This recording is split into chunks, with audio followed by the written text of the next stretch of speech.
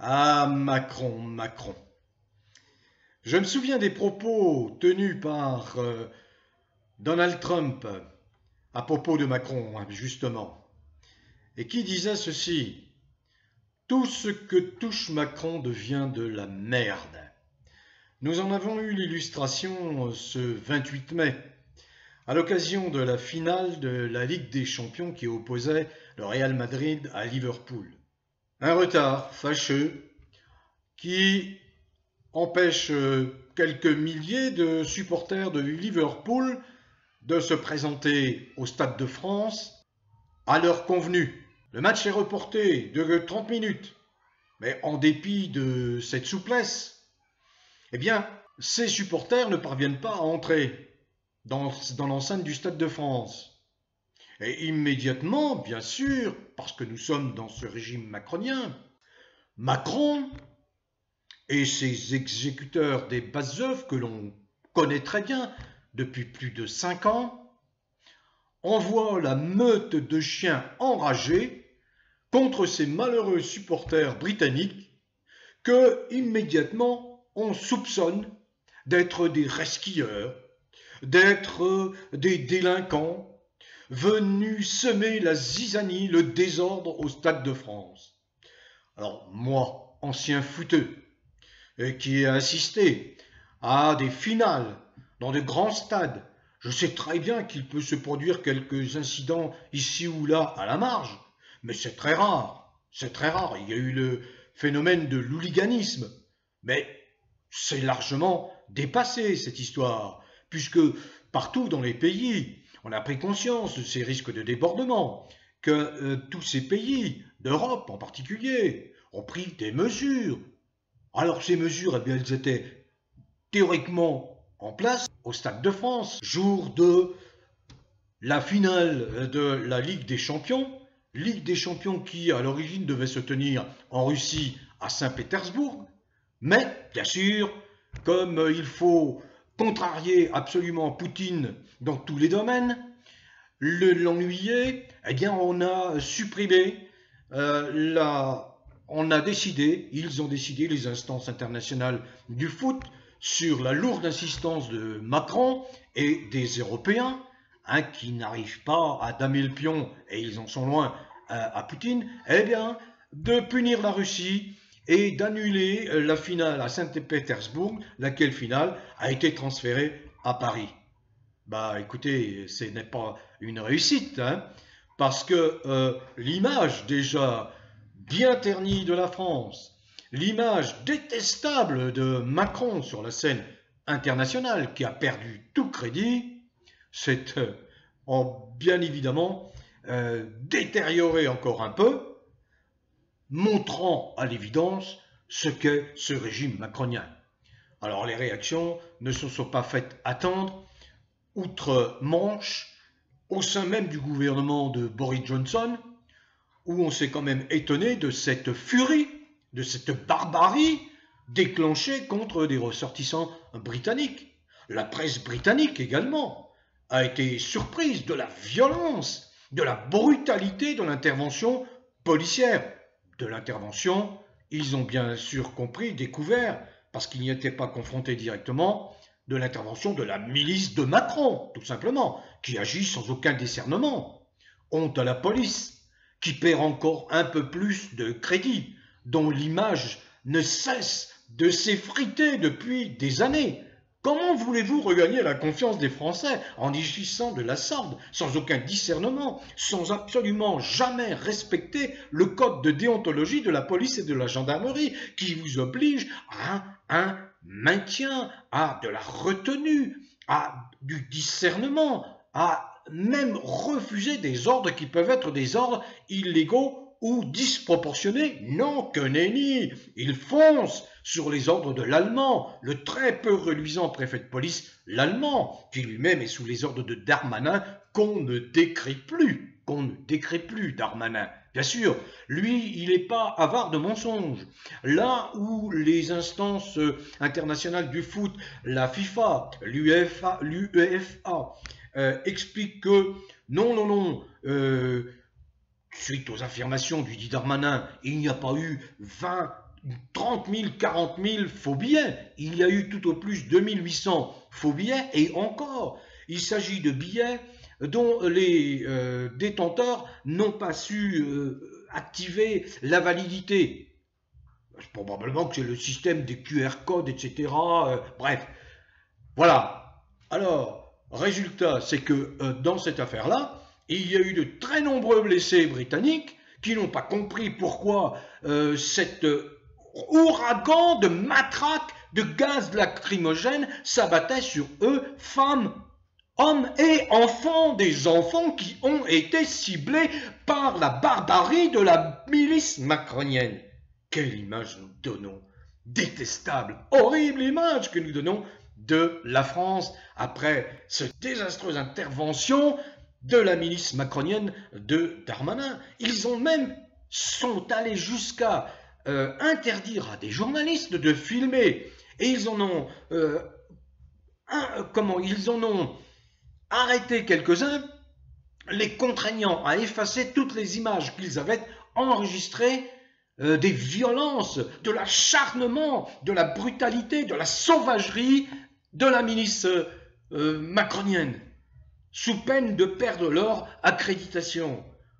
Il est bien clair que nous sommes peut-être en France, mais lorsque les autorités françaises, lorsque Macron s'en prend à la presse étrangère, il n'a aucune prise, il a une prise très très limitée sur cette presse étrangère. Alors je peux vous garantir que on ne parle que de cela chez mes confrères britanniques, mais pas que, partout dans le monde footballistique. Le foot est le sport le plus couru, le plus en vue, celui qui suscite le plus d'intérêt dans le monde.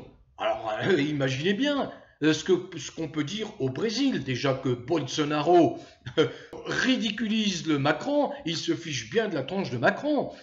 Poutine, il doit rigoler également parce qu'on lui a retiré une finale de la Ligue des Champions et il assiste au désastre de la Ligue des Champions du match à Paris, sous l'autorité de ce prétentieux Macron qui se prend pourquoi, hein, ce suffisant Macron, ce président totalement illégitime parce que il a eu le soutien d'un électorat qui a perdu toutes ses facultés, quoi, hein, qui manque totalement de discernement. Je n'y reviens pas, j'en ai parlé. La France n'avait pas besoin de ce sale coup qui lui est porté par Macron, lequel Macron est mis en cause par Poutine, par l'entremise de son ministre des Affaires étrangères, Sergueï Lavrov, lequel a révélé que la France livrait des armes à l'Ukraine et que la France avait envoyé des militaires français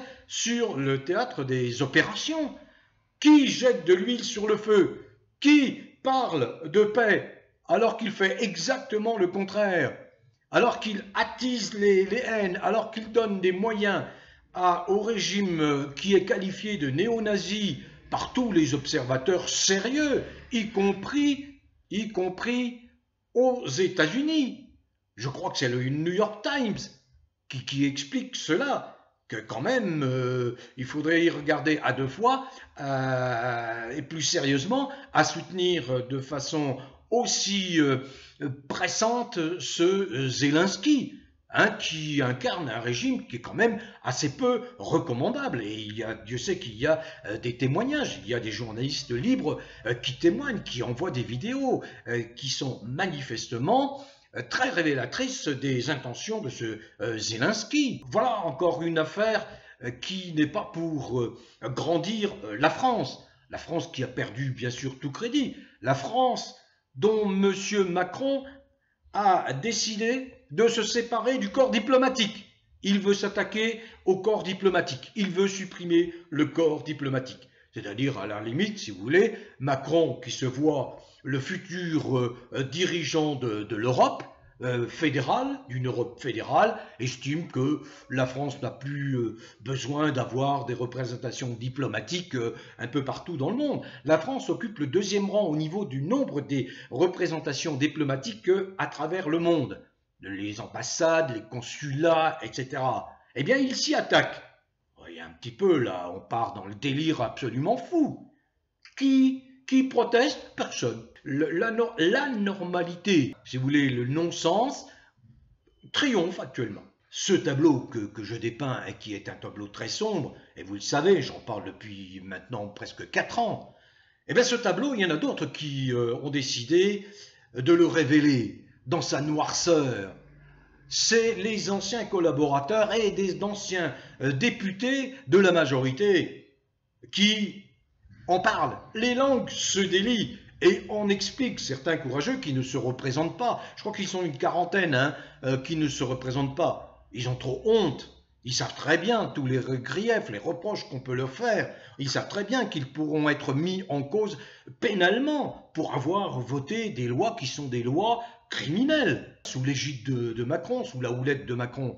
Eh bien, écoutez, il y a des langues qui se délient. Je crois qu'il y a une députée qui s'appelle Chapelier, qui a décidé de l'ouvrir, qui a décidé de révéler la mascarade, le fait qu'ils n'ont eu aucun pouvoir, qu'ils sont là, elle parle de décorum, nous sommes dans un décorum, mais nous n'avons pas voix au chapitre, nous n'avons pas un mot à dire sur la politique qui est menée.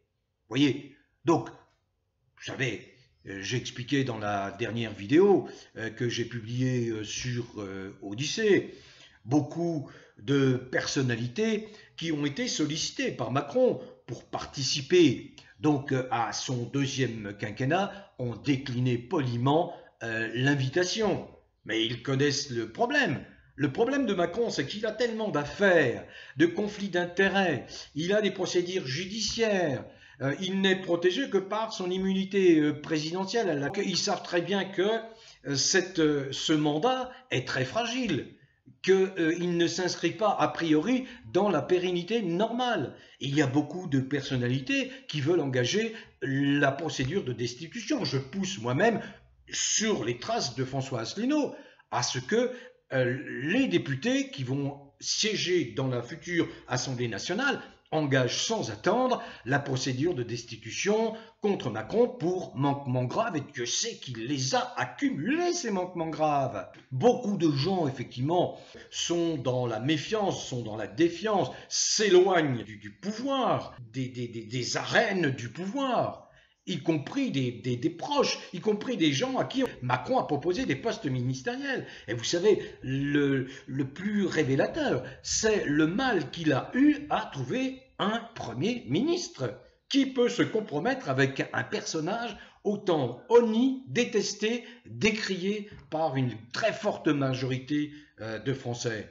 Ouais, les gens qui sont des politiciens madrés, en tout cas un peu rusés, et ils sentent bien le vent en tourner. Ce n'est pas parce qu'il y a eu un contretemps avec l'élection présidentielle que la chute ne va pas se produire. Et la chute, alors je le redis ici, la chute, eh bien, elle pourra peut-être être la suite d'une affaire qui ne cesse de bruisser dans les salons parisiens, une affaire qui a dépassé le stade de la rumeur, c'est l'affaire Brichel. Donc c'est cette affaire Brichel, je pense, et toutes les affaires financières, les détournements de fonds, l'affaire McKinsey en particulier, qui est gravissime, gravissime, hein, quand on sait que McKinsey a été le véritable gouvernement de la France pendant 5 ans. C'est le McKinsey, le cabinet McKinsey, qui est la propriété des BlackRock, des Vanguard, etc., qui a incité à toutes les décisions visant à détruire la France, les structures de la France, et à faire croire à une situation sanitaire catastrophique. Vous voyez un petit peu le cabinet McKinsey. Avons-nous besoin d'un, comme on dit, un cabinet noir? Plus que noir, puisqu'il avait une influence, et il a toujours une influence directe sur toutes les décisions. Voilà. Alors je n'en dis pas davantage, je voulais juste vous donner mon impression. À titre personnel, et vous, probablement que vous serez d'accord avec moi, je présente mes plus grandes excuses à nos amis supporters britanniques qui ont été, bien malgré eux, confrontés à l'ignominie, au caractère ignoble de ce régime macronien. Ils vont pouvoir témoigner de leurs mésaventures, de leurs tristes mésaventures sur le sol français. Nos amis britanniques qui pourtant apprécient beaucoup la France, et j'ai des amis britanniques qui apprécient beaucoup la France. Mais pardonnez-nous, c'est un mauvais passage. Vous avez eu Thatcher, c'est un petit peu la même chose. C'était la politique de la violence permanente, violence physique, violence psychologique, l'intimidation, les menaces. C'est ce que nous subissons au quotidien. Voyez, si vous êtes un être normal, sensé, équilibré, eh bien vous n'avez pas votre place sous ce régime macronien. Voilà, c'est ce qu'il faut savoir. Donc, je réitère mes plus sincères excuses au nom des vrais Français. Au nom des vrais Français. Voilà, bon vent. Bon vent à tous. Continuez à cultiver le bien-être. Prenez soin de vous.